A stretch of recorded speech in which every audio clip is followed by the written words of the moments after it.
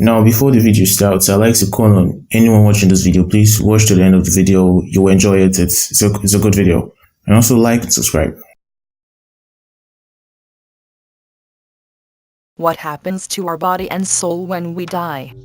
Because most religious fanatics believe in the concept of purgatory, the heaven, the hell. Some believe, when we die nothing happens to our soul, but the Netflix TV show The Russian Doll gives an ambitious look what hellish purgatory would look like, and also giving accounts on the different timelines.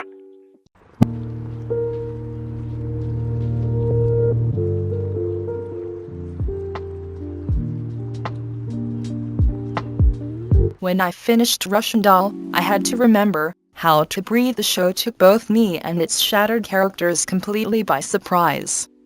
What at first looks like a slick hangout comedy built around Natasha Lyonne's formidable snarl becomes a violent Groundhog's Day-style farce within the first 15 minutes, when a speeding taxi kills Nadia and she promptly regains consciousness back at her own birthday party from whence she came.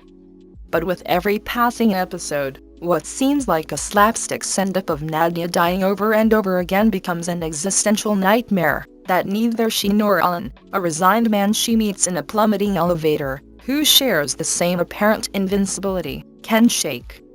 As each episode embarks on new time loops, the show also strips back another subconscious layer, ergo, Russian Doll. Even the physical world surrounding Nadia and Alan shows the strain of their malfunctioning minds struggling to stay present, until everything around them is literally stripped bare. This admission in and of itself is as stark as it is heartbreaking. But the beauty of Russian Doll is that it then pushes Alan past the fact of his pain to the point that he's motivated to actually do something about it.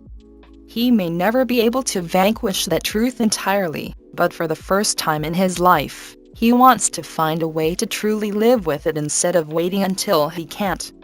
Nadia's journey, though similarly self-flagellating, is more tied to specific memories she's been suppressing her entire life.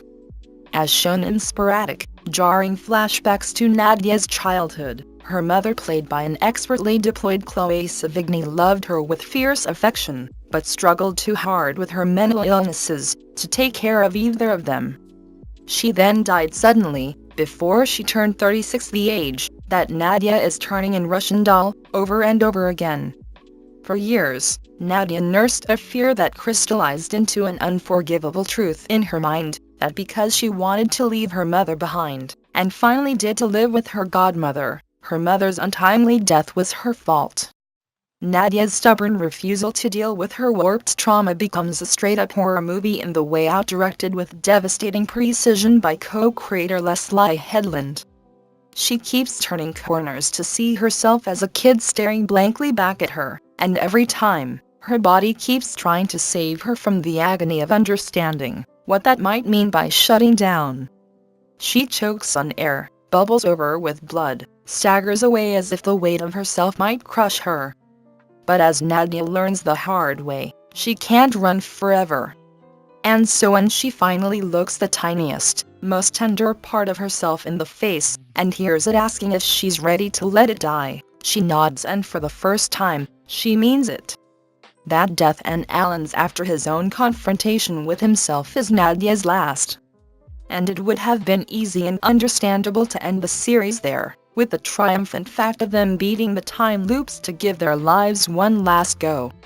But instead, Russian Doll makes an extraordinary choice by going one step beyond that moment to show them both going back out into the world and committing to helping each other and, more importantly still, letting themselves be helped in turn.